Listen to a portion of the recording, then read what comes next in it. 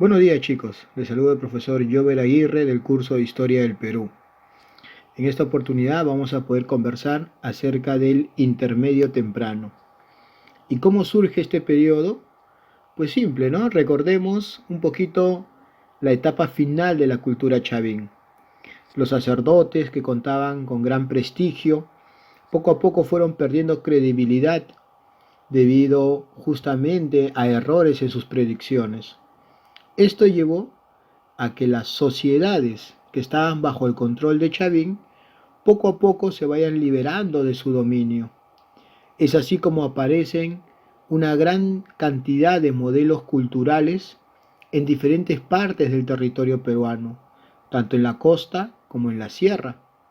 A este periodo entonces, donde hay una gran diversidad de modelos culturales y poco a poco estas sociedades empiezan a militarizarse, es lo que nosotros llamamos el intermedio temprano. También se le conoce como el primer desarrollo regional o el periodo de los maestros artesanos, debido a que en este periodo clásico el arte, principalmente en alfarería, en metalurgia y en otros aspectos culturales más, llegan a un nivel muy, pero muy alto, muy desarrollado. Aquí tenemos algunas sociedades importantes que se desarrollaron. Por ejemplo, en la costa tenemos a la cultura mochica, a la cultura nazca y a la cultura lima. Y en la región andina tenemos, por ejemplo, a la cultura huarpa, que se desarrolló en Ayacucho, a la cultura recuay en Ancash y a la cultura tiahuanaco, que hace su aparición en el departamento de Puno. Hay más sociedades, obviamente, pero las que hemos mencionado son las que cuentan con un gran desarrollo o con un gran papel en el desarrollo histórico de nuestro país. Empecemos a ver dos de estas principales culturas, como es el caso de la sociedad moche. En la costa norte del Perú, entre los valles de Nepeña en Ancash y Jequetepeque al norte en Lambayeque, más o menos por los años 300 después de Cristo, aparecería esta sociedad. Su centro principal fue el Valle de Moche, luego seguido de Pampa Grande y Galindo. Ya desde 1899, el alemán Federico Maxull venía realizando excavaciones arqueológicas en esa zona, pero es todavía en 1909 cuando se puede dar como fecha del descubrimiento de esta cultura, con el nombre no de Mochica, sino con el nombre que él le da de Proto-Chimú. El nombre Mochica se debe ya a un nombre colocado por el historiador Julio César Tello debido a la lengua que se hablaba en esa zona, la lengua muchic. Moche es tal vez la cultura pre-inca de la que más aspectos conocemos y esto debido a su múltiple y magnífica cerámica. No por algo se le conoce como los mejores ceramistas del Perú antiguo, la cual constituye un verdadero archivo de vida diaria. También se le conoce como un diccionario ilustrado. Eh, los moche, al igual que otras culturas costeñas, lograron un gran conocimiento y técnica en el manejo de las aguas. Principalmente ellos que estaban en la costa norte tenían varios ríos a su favor, pero son de régimen irregular. O sea, en algunos meses su volumen de agua está cargada y en otros se pueden, ¿no?, hasta secar de repente. Por esa razón, los moche tuvieron que construir y desarrollar grandes y complejas técnicas para el manejo de agua, como son, por ejemplo, los canales, como el canal de la Cumbre, el canal de Ascope, o reservorios, ¿no?, como el reservorio, la represa de San José, entre otros. Los moche también integraron un estado militar clasista, ¿Qué cosa quiere decir eso? Que como ya las sociedades se iban militarizando, entonces los moches desarrollaron una casta militar ahora, un grupo, ¿no?, de militares que van a llegar también al Estado, que van a tomar el control del Estado. Estaba gobernado por una aristocracia guerrera que contaba con el apoyo de una casta sacerdotal. En la base de su estructura social estaba el pueblo, conformado por campesinos, pescadores, comerciantes, soldados, ¿no?, entre otros. Y obviamente debajo de ellos estarían pues los prisioneros o los vencidos en la guerra, que no tenían derechos, pero que eran utilizados sobre todo como sacrificios humanos para brindárselo a una divinidad muy importante. Sí, los moche tuvieron a Yapaec como la divinidad suprema, a quien también se le llama el degollador, ¿no? Él aparece en un mural muy importante en la Huaca del Sol, que ya lo vamos a ver. Eh, ¿Cómo está organizado políticamente los moches? A ver, hay una jerarquía política. El máximo gobernante, el jefe de todo moche, se llamaría Siequich. Debajo del Siequich estaban los jefes de cada valle, ¿no? Cada valle controlado por un alaec. El alaec más famoso, más conocido, es el famoso señor de Zipán, que ya vamos a hablar luego de él.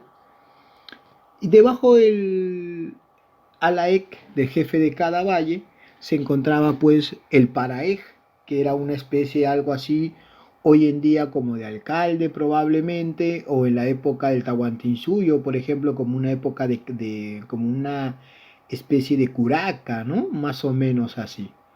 Entonces, recuerda, ¿ya? La organización política está bajo el liderazgo de un jefe sacerdote militar, que es el Siequich, quien dirige no solamente las ceremonias religiosas, sino también quien dirige probablemente a las tropas en una batalla.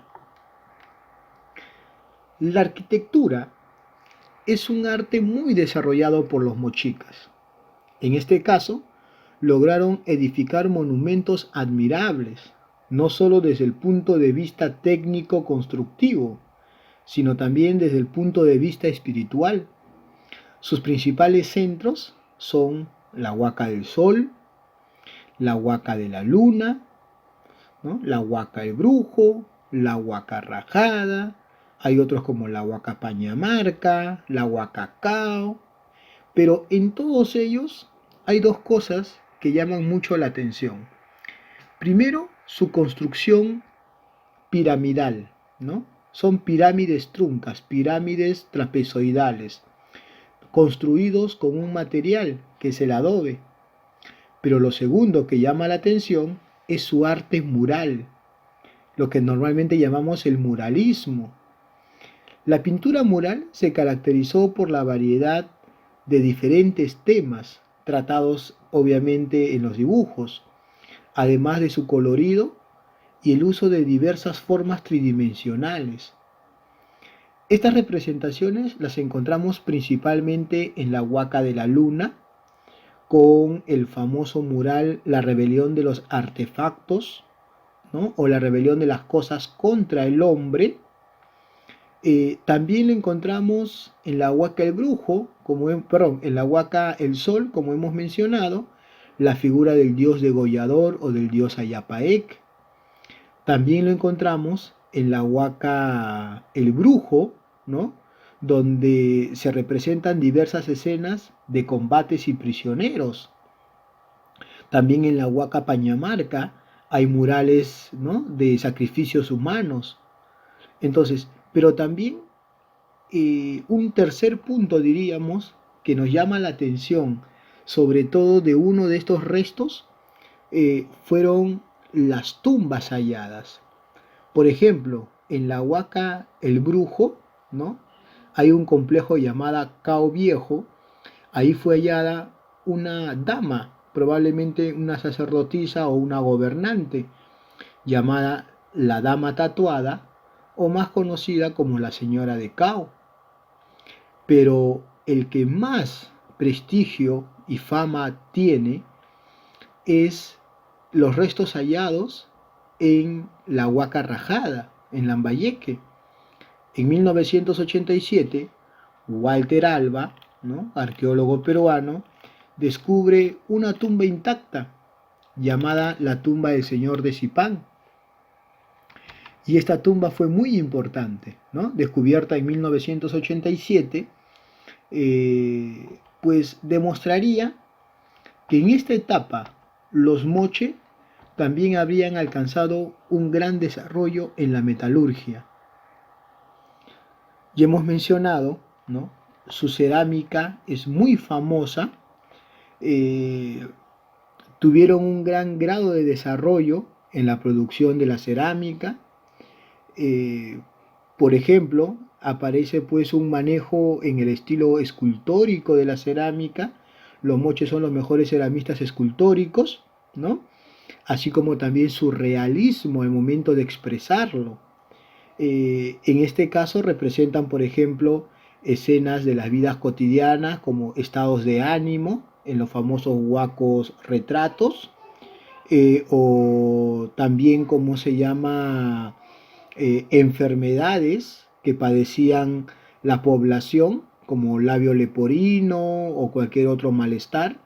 Esto estaba representado en los huacos patológicos y también los famosos huacos eróticos o huacos sexuales, donde se representaba el culto a la fertilidad, ¿no? Entonces, por todo ello, por todas esas características, los moches, la cerámica moche, sería considerado, como ya hemos mencionado, un diccionario ilustrado. Aparte, pues, que sobresale en su decoración, por decirlo así, la forma globular y el asa estribo o gollete estribo que aparece, ¿no?, así como su bicromía, donde predomina principalmente el color rojo ocre, ¿no?, o el rojo indio también como le llaman, y el crema. Aquí tenemos, por ejemplo, algunos huacos eróticos brindando o relacionado con el culto a la fertilidad, y tenemos algunos huacos patológicos que representan algunas enfermedades del momento, ¿no? Ahí está. Muy bien. Eh, Aparte de eso, pues simplemente los moche dejaron grabadas diversas representaciones de payares ideográficos. ¿Qué cosa quiere decir? Bueno, acá hay que recordar el nombre de un arqueólogo peruano muy importante llamado Rafael Arcojoyle, que se dedicó a estudiar, ¿no?, estos hallazgos de payares ideográficos, considerándolo él un tipo de escritura moche, llamándolo escritura payariforme, o sea, escribían ellos sobre la base de un payar, ¿no?, como una especie de código de escritura, pues. Aparte de eso, ya hemos mencionado entonces nosotros que la orfebrería fue otro arte en la que sobresalieron los mochicas. Si bien es cierto, no logró un gran dominio, ¿no?, o sea, no se convirtieron en los mejores orfebres, pero sí hay un conocimiento avanzado y sofisticado, ¿no? Practicaron técnicas como, por ejemplo, el laminado, ¿no?, o algunas mezclas, lograron amalgamar, o sea, unir algunos metales, como el oro y el cobre. Por ejemplo, esa técnica se llama la tumbaga, ¿no? Entonces también hubo un gran aporte en este aspecto de la cultura mochica.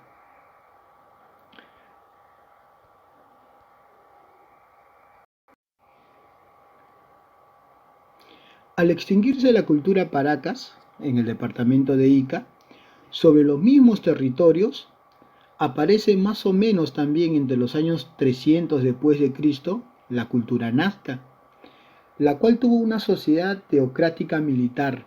Esto no es propio ni de los nazca ni de los moche, esto es propio del periodo, ya hemos mencionado, llamado intermedio temprano, ¿no? Recalco, Después de la caída de Chavín, las sociedades se regionalizan y se militarizan. Entonces, los moches desarrollaron una sociedad teocrático-militar y tuvieron como capital a la ciudad de Cahuachi, antiguamente considerada como la ciudad más antigua del Perú. Eh, la cultura nazca fue descubierta en 1901 por el alemán Federico Maxull, ¿no? El descubrimiento de Nazca y Moche llevaría a Maxull a desarrollar una teoría, ¿no? Considerando que la costa es el primer lugar donde se originó las altas culturas. Llámese altas culturas a sociedades que alcanzaron un desarrollo mayor, más avanzado, ¿no?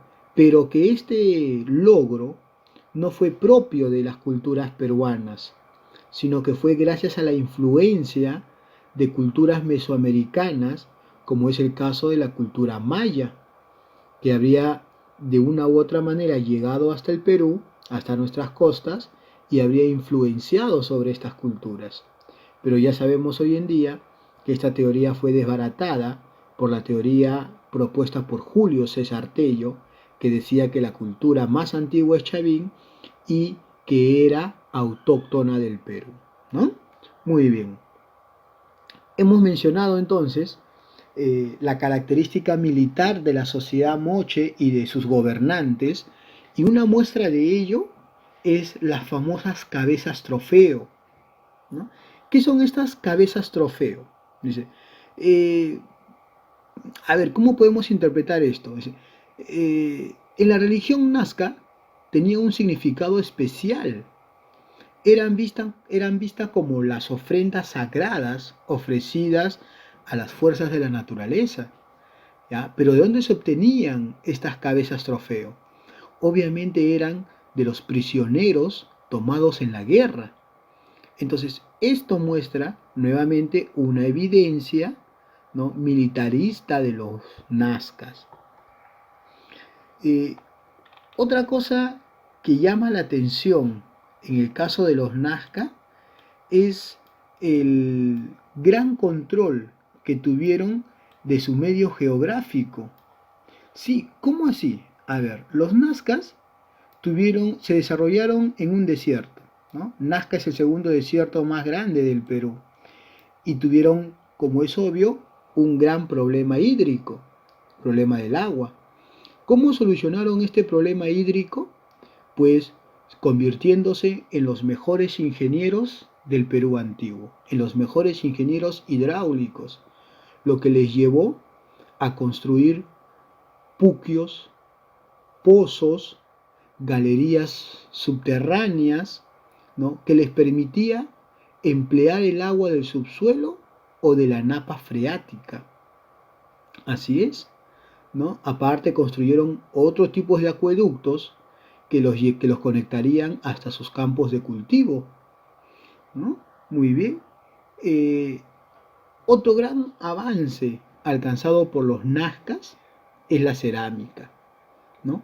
Es reconocida como la más pictórica de América, debido pues a sus dibujos y a sus colores.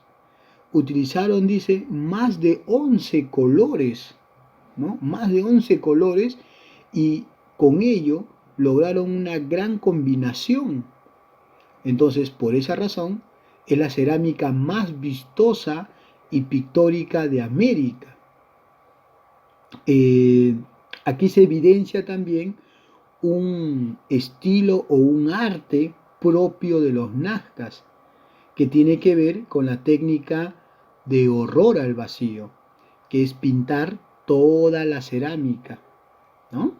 Eh, Otro aporte de los nazcas, ¿no?, aparte de su cerámica y de su urbanismo en arquitectura, ¿no?, como es Cahuachi o Estaquería en este caso, es también su astronomía.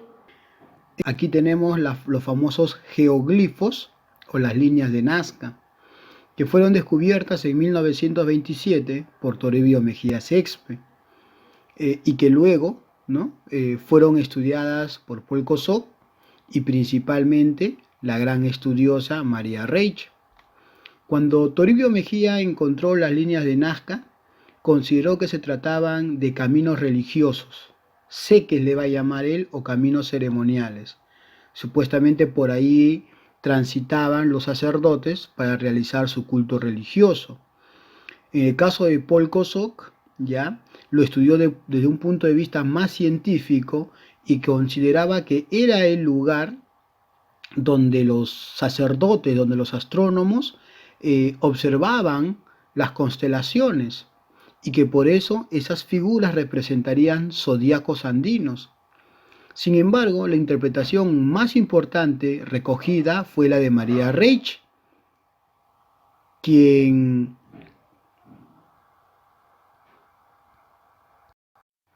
la interpretación, la interpretación más importante lo daría María Reich, ya que se dedicó 50 años de su vida en investigar lo que vendría a ser las líneas de Nazca.